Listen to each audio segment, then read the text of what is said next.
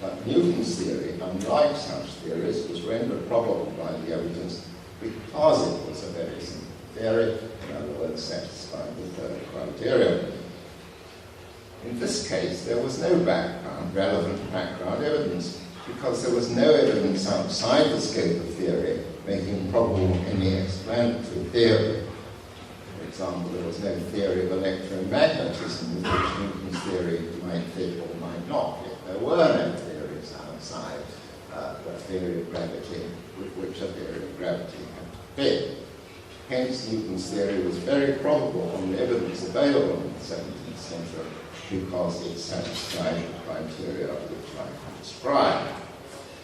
Now, the operation of these criteria can be formalized, and I think it's useful on this occasion if I explain to you how they can be formalized by the probability calculus.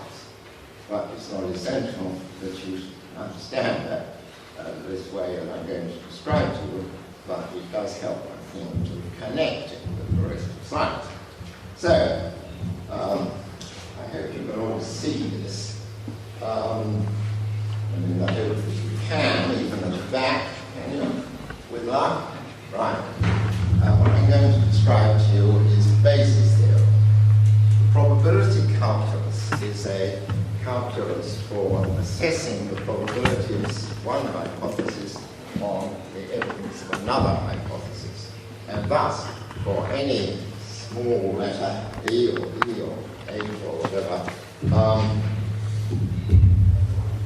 anything of the form P of P Q is a probability. This is the probability of whether any proposition you choose P on the basis of any evidence you choose Q.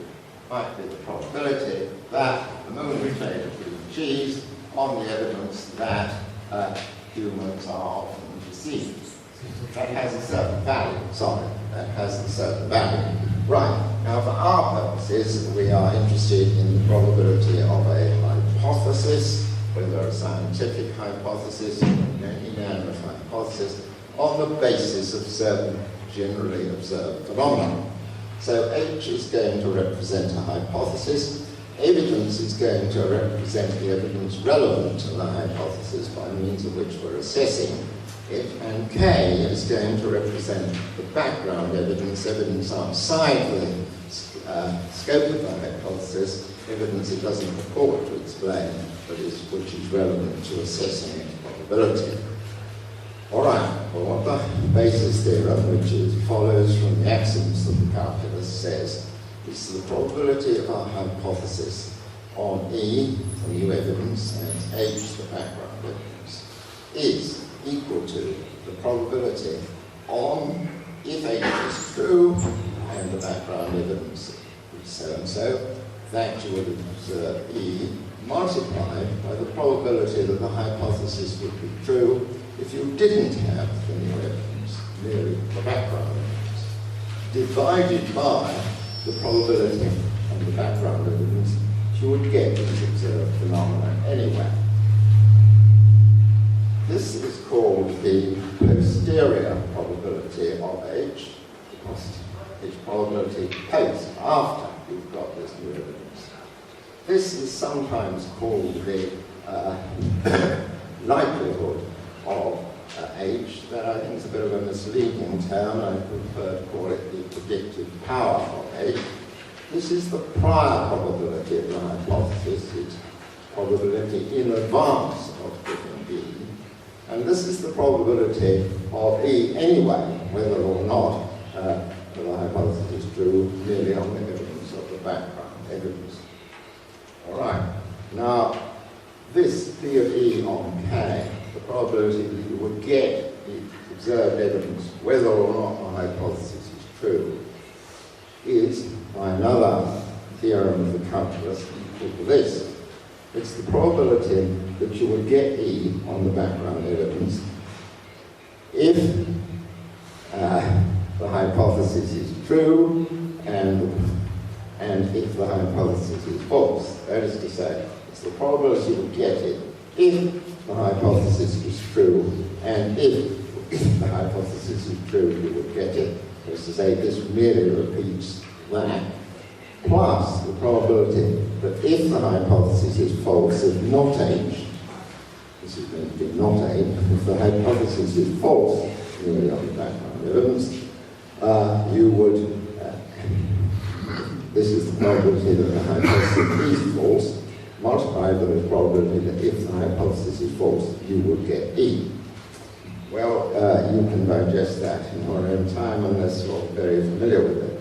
But what I want to bring out now is that this formula captures exactly those four criteria which I am expected to explain to you. What we're interested in this, the posterior probability of the hypothesis on E. Now, the first criterion says it's great insofar as it's probable that if the hypothesis is true, you would find the evidence. Now, I should explain, of course, you can't give exact numerical values to these things. Or you can sometimes, but in general you can't. And nevertheless, this is very useful because what this sort of formula can tell you is, well, if this is large and this is large and that is small, this will be large. But if that is large and that's small, then this will be small. So you can, as it were, use it to get very rough at it. Right. Okay. Well, what the first criterion said is if the hypothesis is more probable insofar as if it's true, you would expect a phenomenon. That is to say, the larger this is, the larger that is. So this formula calculates that exactly because the bigger this is, the bigger that will be. It also says that this will not be increased if it's probable that you would get the evidence anyway. And in particular, for it's probable that you would get it if the hypothesis is false. Now, this is the probability that you would get it if the hypothesis is false. And obviously, the greater this is, the probability that if not H, you would still get it. If this is big, then this is going to be big. And if the bottom, the bigger the bottom line, the smaller this will be. So that brings our criterion 2. Now, criterion 4 is concerned with fit with background evidence. If the hypothesis fits well with background evidence, and K is the background evidence, then this is going to be high. It will fit. This is going to be high. If it doesn't fit, well, then this is going to be low. That's brought up. But now suppose there isn't any background evidence. Then what does this then represent? This represents the probability that merely on the evidence of a tautology, H will be great or H will be not great. And how can that be? It can only be because H has some internal characteristics which make it probable or not probable. And I've been talking about the internal characteristic of simplicity. And therefore, this is basically a measure of the simplicity of H. If you bring in scope, then that's involved too. Well, I could spell that out in more detail, and you may wish to ask questions. But the point is, each of the factors which are described are brought out by this formula.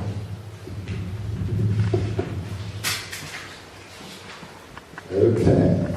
Now, a few words on simplicity. I stress the importance of the criterion of simplicity. There are always an infinite number of incompatible theories which predict all the observed data when these data would otherwise not be expected, but which make totally incompatible predictions about what would happen tomorrow. But any given collection of finite collection of data, you can always postulate an infinite number of theories which agree in predicting those data just as well as your favorite theory, and nevertheless make totally different predictions about what will happen tomorrow. Without the criterion of simplicity, would be simply impossible to predict anything beyond what we immediately observe. True, if the hypothesis is concerned with only a narrow field, it has to fit with any probable explanations of wider fields. It has to fit with our contingent background evidence. But for many hypotheses, there may be no relevant background evidence. The wider the scope of a hypothesis, that is, the more it tells us about the world, the less background evidence there will be. For a very large scale of theory of physics, such as quantum theory, there will be very few physical phenomena apart from those within its scope, and so very little, if any, background evidence. Background evidence of a contingent kind only comes in when you're dealing with theories of very, very narrow scope. The assimilation of scientific explanation to personal explanation, consequential on adopting the SBL account of laws of nature, makes it possible to give common criteria of simplicity covering both types. So let me look in a little more detail about what the criterion of simplicity, when used in this way as evidence of truth, amounts to. It consists of various sub-criteria. First, fewer entities, and these are on your handout at the end of the first paragraph. First, fewer entities, that is, fewer objects or substances. Astronomers don't postulate an extra planet unless thereby their data are made more probable. And the detective postulated only one person doing one crime, not 3 people doing 3 crimes. What constitutes one entity as opposed to 2, where entities require a certain degree of causal unity to them, they stick together. Whether the parts of a physical thing stick together is a matter of degree. It is not always clear whether there are 2 entities rather than one. But clearly an entity which has no parts is just one entity, and as such a very simple one. So first criterion, few entities. Secondly, fewer properties attributed to entities. Don't postulate a new property possessed by, say, a fundamental particle, unless it results in the gain of explanatory power. This would explain more phenomena better. Again, the application of this sub-criterion depends on how you count properties. A property defined by similarity to the paradigm examples of its application, such as green or mass or bright, counts as one property. Properties defined as conjunctions or disjunctions of such properties count as 2 or more properties. That's to say, you get your idea of mass from a paradigm example, so it's a simple property. You get your understanding of charge from examples of charged things, and so it's a simple property. Then more complicated properties are defined ones which require definition by such simple properties.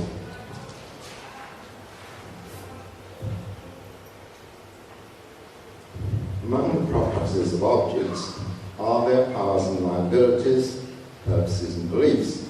In explaining human behavior, we need to attribute to humans a few and as accessible such properties as will suffice to render probable their behavior. Suppose someone walks as far as we can judge intentionally 1 mile from A to B one day at 3 miles an hour, and then 2 days later perhaps walks 2 miles from C to D another day at 3 mph. But we wouldn't explain his behavior on the first day simply by having the power to walk 1 mile at 3 mph on the first day, and explain his behavior on the second day simply by having the power to walk 2 miles at 3 mph on that day. Rather, we'd explain both pieces of behavior by his having the power over a period to walk at least 2 miles a day at 3 mph.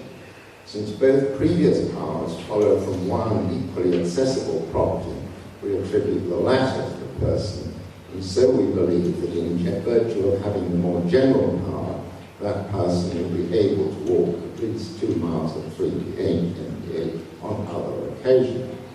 And so we seek to attribute to humans powers as few and as accessible as would explain their behavior. Similarly for inanimate things. For example, we attribute to fundamental particles as few forces, that is, powers to attribute other substances as possible. And what a power applies to powers applies to our abilities to exercise them, and to all other properties which we attribute to objects. So, simpler explanation postulates few substances, few kinds of substances, not two or more kinds of just fundamental particles if you can do the job with one. Fewer kinds of substances, sorry, fewer substances, fewer properties, fewer kinds of substances, fewer kinds of properties. All right, and I've illustrated with various examples how it works. Next, an explanation is simpler. The simpler the mathematical relations between degrees of the various properties and liabilities, and the simpler the mathematical entities involved in stating the relations. Such a relation or entity A is simpler than another one B if A is defined or can be understood, and so can be understood without reference to B, but not vice versa. I'm saying, why do we count one mathematical function, a vector or a scalar as one is simpler than the other? Why do we count one mathematical number as simpler than one or simpler than another? Answer, because the simpler one is one we can understand without understanding the complicated one, but not vice versa.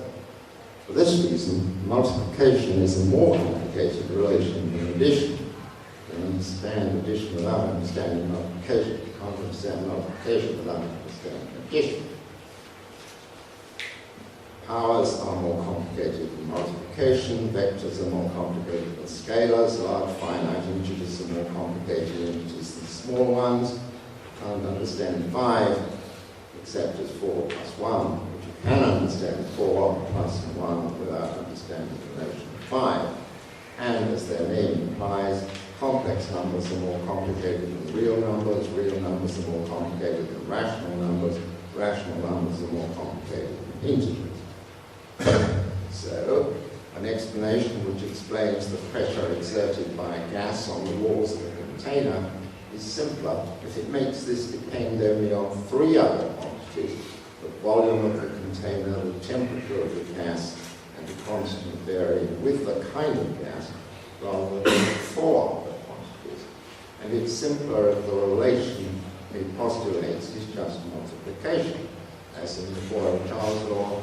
Combine P times V, pressure times volume, was a constant rather than constant times temperature, rather than involving exponentials, logarithms, and square roots. If laws of both kinds satisfied the two criteria equally well, a law of the first kind would be more probably true than a law of the latter kind. Apologies. For exponentials, logarithms and powers are defined and so can be understood in terms of multiplication, but not vice versa. So too, a law of gravity, F equals mn dash over r squared, is to be preferred to a law F equals mn dash over r to the 2.000178 if both are equally well able to explain the phenomena, because the first is simpler. By the mathematical criterion, you can understand 2 without understanding the complicated number, but not conversely. In summary, hypotheses of personal and scientific explanation on the SPL account of the latter are simpler if they postulate fewer substances, fewer accessible properties, that's to say ones of which you can recognize instances, fewer accessible properties, and mathematically simpler relations between them, including mathematically simpler numbers in the statement of them. These features of simplicity are features of the simplicity of the actual components, substances, properties, and relations between them, of an explanation of some phenomenon, independently of whether they're operative in other similar substances. Right. The factors involved in one scientific theory may be explained by a higher level theory. The theory that all physical bodies behave in the way analysed by Newton's theory is explained by the general theory of relativity. The factors involved in one personal explanation, one personal explanation may be explained by another personal explanation. John robbing the safe may be explained by his purpose to buy a car, his belief that he would be able to buy a car with money robbed from the safe, and his having the power to rob the safe. The factors involved in a personal explanation are having the basic powers, beliefs, and intentions which we have, may be explained by a scientific explanation. And indeed, fairly obviously, there is at least a partial scientific explanation of our having the powers, basic and non-basic, which we have. But since it's logically possible for there to be sometimes a scientific explanation of the occurrence and operation of the factors involved in personal explanation, it should also be logically possible that there is sometimes, or always, a personal explanation of the occurrence and operation of the factors involved in scientific explanation. And that, of course, is what theism claims. The theist claims that an essentially eternal and omnipotent person, God, causes the universe to continue in existence by causing substances at each moment of time to cause the subsequent states of the universe by conserving their powers and liabilities in the way codified in laws of nature. These powers and liabilities being such as to lead to the evolution of human bodies and to make humans conscious beings. So we can explain often some of our powers, some of our intentions, perhaps, in terms of a scientific explanation of why we have them. Conversely, if that should be possible, those are equally good kinds of explanations. It should be possible to do it the other way around, to explain the operation of some scientific explanation itself by a personal explanation. And that is what theism claims. It's a put forward a personal explanation of the operation of scientific explanation in its explanation of why there are human bodies, why these bodies are conscious, and so on. And that is the task of theism. Whether that is a probably true explanation, whether it's probably the case that all scientific explanation ultimately depends on personal explanation, will depend on how well the purported personal explanation, that is to say, theism, satisfies our four criteria. And what I shall be arguing in the two remaining lectures is that it satisfies them very well indeed in explaining two kinds of phenomena. Thank you very much.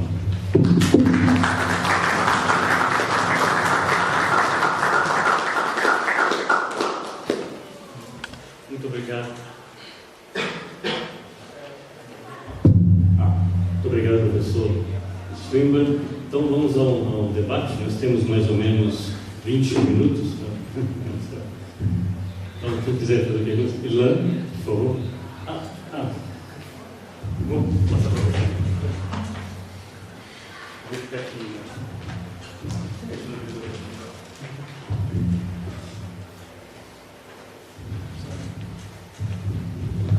Thanks for a very clear lecture.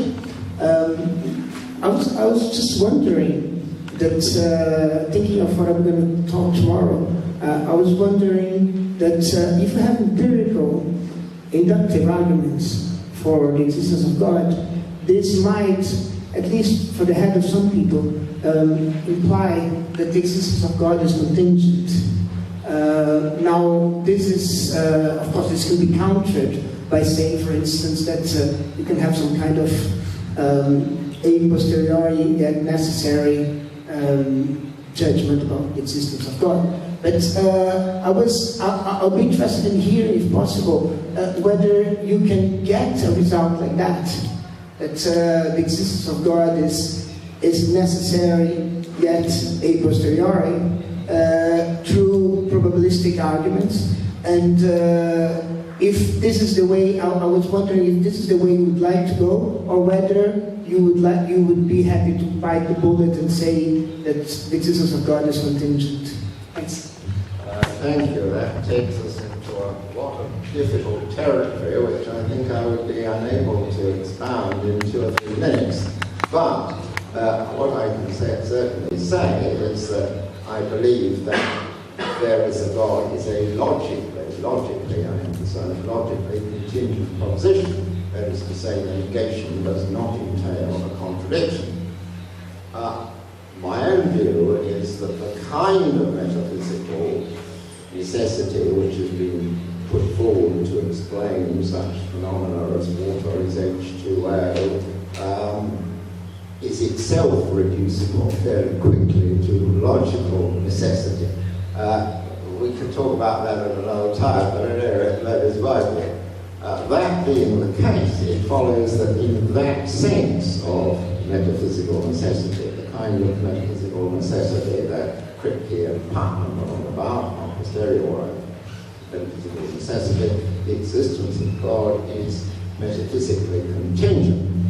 However, I think that there is probably another sense of necessity which is not adequately captured by that kind, in which God is a necessary being, because I think there's a causal necessity about his existence intrinsic to God. Now, to attempt to prove that, Kripke and Putnam were postulating, in effect, a logical necessity involved in the concept of God, even though they didn't know what the concept was in essence, whereby it was logically necessary that there should be a God.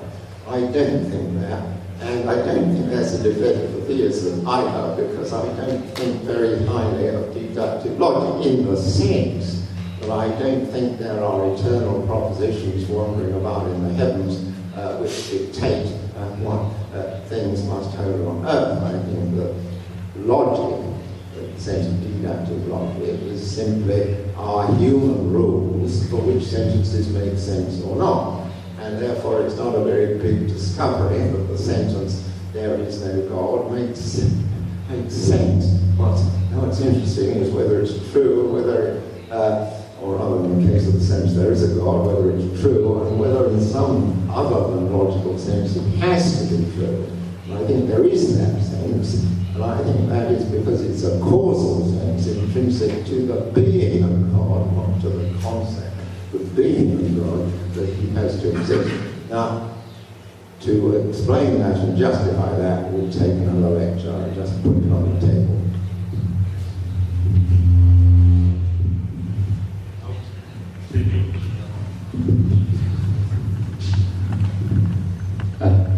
Thank you, Professor Swinburne, for such an inspiring lecture. I was listening last week at a seminar in Florianópolis, some people talking about Everett's account of many worlds for entanglement states. I see by your smile that you know what I'm talking about, perhaps even better than me, most probably.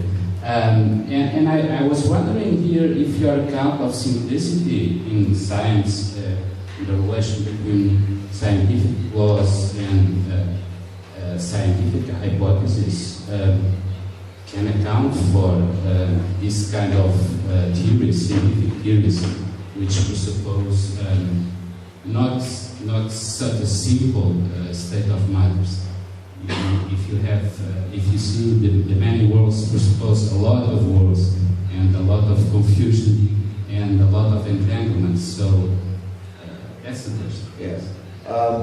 The Everett many worlds hypothesis, to explain to not everybody here may know what it is the view that every time a quantum indeterministic event occurs, which is all the time, for example, that a particular photon goes through one slit rather than another slit, it's not that, as it were, it's indeterminate which happens. In fact, both happen. That is to say, each time that an indeterministic event appears to happen, what really happens is the world splits into two, and there's one world in which it happens and another world in which it doesn't happen. So all the time in our universe, worlds are being generated each time any event happens anywhere. This, to say the least, is a rather complicated suggestion. And we can deal with the phenomena. The phenomena are simply that sometimes this happens and sometimes that happens in a much simpler way by supposing nature is indeterministic. And there's no need to postulate all of this, which is simply unnecessary and needed to explain the phenomena. And therefore I think it's just false that there are all these things. Thank you, Professor Swinburne. Going back to your views on God's necessity, on page 1st of your lecture, you say that deductive arguments are doomed to failure. That's because there is no God is not an incoherent sentence. Yes. And you defend logical nominalism. And the other options for the theist, Yes. for anybody, is to defend Platonism or the Leibnizian view that necessary truths are in some way grounded in God's understanding. And you have said that this position, the Leibnizian position, should not be accepted because it would make God a more complex being if we ground necessary truths in God. So there seems to be a sort of trade-off here. If one accepts Swinburnian natural theology, one can't accept this Leibnizian view. It seems also ontological arguments. Seems also ontological arguments. You can't accept ontological arguments for the existence of God. You can't claim that God is a metaphysically necessary being. So there is a trade-off. I wonder if you could comment on that a little bit. Well, you are right. I don't accept ontological arguments. They were. It's in. Yeah. When you consider all other arguments for the existence of God, cosmological, teleological, religious experience, and so on, you would find that there are very simple forms of those arguments, or something resembling that, in the first 1,000 years of Christianity, and well before that. The ontological argument was invented by a philosopher after 1,000 years of Christianity, having no connection with previous Christian or Islamic, as far as I'm aware, thought. And since then, it's been a very interesting argument to talk about. A lot of people work hard on what's wrong with it or what's not wrong with it. But it seems to me that anyone who is sensitive to the need for any kind of Christian philosophy to be based on the kinds of reasons people have had in the past for believing in God should have nothing to do with the ontological argument. This is a monstrosity invented which has no connection with the history of Christian thought. So I'm not upset by this. Likewise, not logical nominalism, which I advocate, that is to say the view that logic is basically a matter of rules for the use of human sentences to guarantee that you don't talk nonsense or contradict yourself. This is surely means that we can't put logic on a par with God, and it must take its place. It doesn't give rise to these awful problems. Well, if there are these eternal truths in the heavens, such as the law of the excluded mineral or whatever, then how are they related to God? And you have to think of that part of God's nature, and then it becomes complicated. We don't need all that. And so I don't make any apology for not going along with that line. Okay, so let me just follow up. Can you comment on the idea that? Can you comment on the idea that the Leibnizian view about God being the ground of necessary truths, making the prior probability of theism too low, because it makes God a more complex thing? I'm not arguing on that basis. I can and have. I'm just arguing now. There's no need to say that logic is this sort of thing. We can understand all human actions of sentences and why they regard sentences as true and why they regard sentences as false and why they regard some sentences as couldn't possibly be true under any condition. We can understand that simply in terms of logic being the rules for ordinary sentences. And that clearly means that logic isn't something sort of which we have to see how it, since it's on the Platonistic view, it's something internal of the same life as God. We have to fit it together with God, and fitting together, as you're right, would lead to a more complicated God.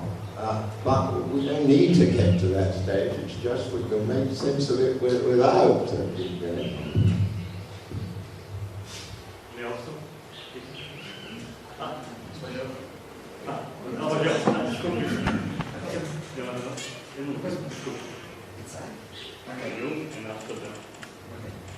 Well, my question is about your idea of simplicity. Actually, how would you answer if someone said that this idea of simplicity is merely a psychological idea or even an aesthetic idea? Would it be possible for you to dispense this idea? Because as far as I know, as far as I see, you prefer a very sober ontology. And would it be possible for you to let's say, to have a sober ontology without this idea of simplicity? Well, by the way, thanks for your lecture. Thank you. Not merely I can't do without simplicity, no scientist can do without simplicity. If scientists said, well, it's just a matter of convention whether we use the simpler theory or whether we don't, well, what he's committed to by that is that of all the theories compatible with his data, any one of them is likely to be as probable as any other. So it will be just as probable that if you walk out of the window, you'll fall to the ground, as that you will rise in the air. It's just as probable that Newton's theory will last until 2 minutes after I was talking, and talk started, well, till I ceased talking, and then there will be an inverse cube law of repulsion coming in. If you don't use simplicity, you can't do science, you can't do anything, because what's happened in the past happened in the past. You have a rule for extrapolating into the future. You don't have a rule for extrapolating into the future, then you haven't got a clue what's going to happen in the future. Simplicity is crucial for science, crucial for any enterprise about predicting the future. We can't do without that. If anyone really, nobody really believes that you can't predict the future, they have to say, well, give an answer to what rule you use to predict the future. And the obvious rule which anybody can recognize is the simplicity rule. If you don't have that, then you're lost. You can't do anything. It's the inconsistency, unless we are prepared to say, well, I have no view about whether I will fall to the ground or whether I will rise in the air if I go out the window. If you really think that, then you can do without simplicity. But if you don't, and you want inconsistency, you've got to go for simplicity. Not because it can be justified by anything else, but because it's obviously true, as we can see in the mundane examples. Okay, but this is a pragmatic reasons. Professor Swinburne? Do we have time?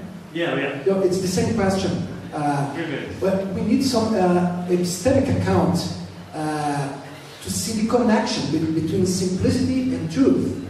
I share your intuitions about simplicity. the simpler a hypothesis is, the more probable it is. But how about someone who doesn't share this intuition? And he has, what's the connection?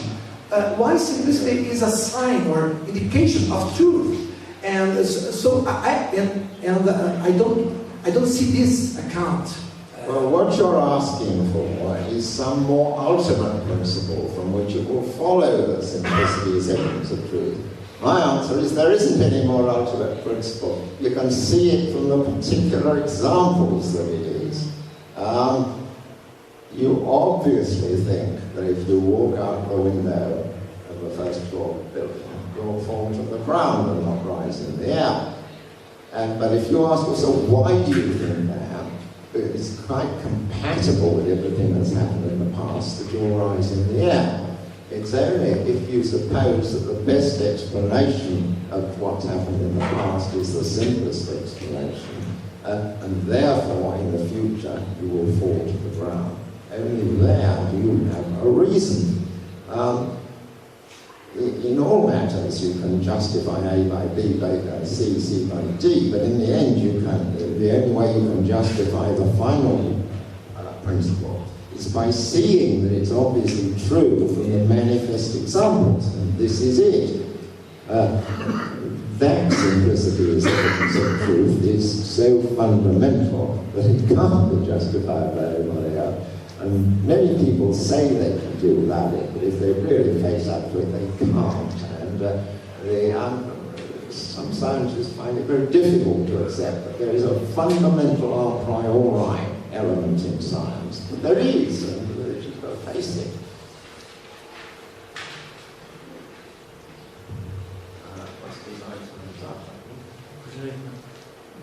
Is there any other question?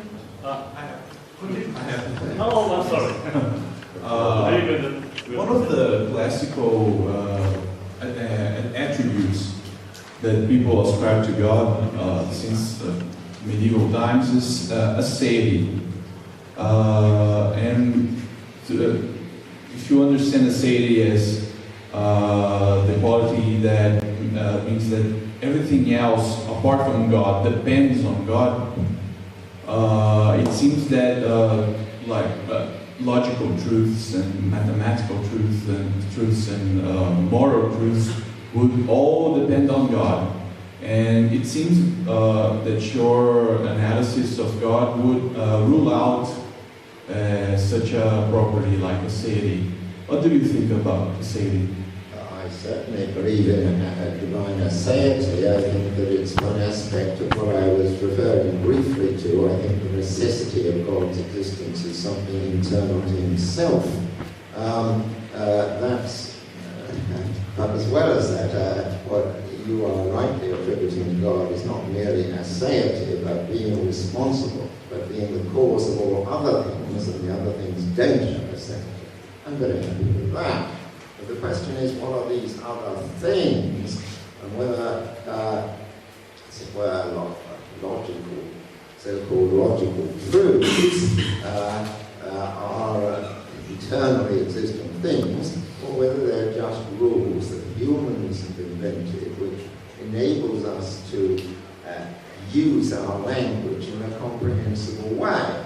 I mean, if we said, I'm going to use language such that both it's blue and it's not blue can be true at the same time, and so more generally, our language wouldn't be of any use to communicating to everybody. So that's why we've got a law of the law of non-contradiction. And therefore it's a rule for the use of human sentences. Of course, God is responsible for the cause of the existence of humans, and therefore he's given humans the power to codify the rules for their use of their language. And they've done that, and that's ultimately due to God. But there's no need to postulate that God's operation is at a higher level than that. And so more generally, I won't talk about morals because it will take a long time, but I think the same kind of consideration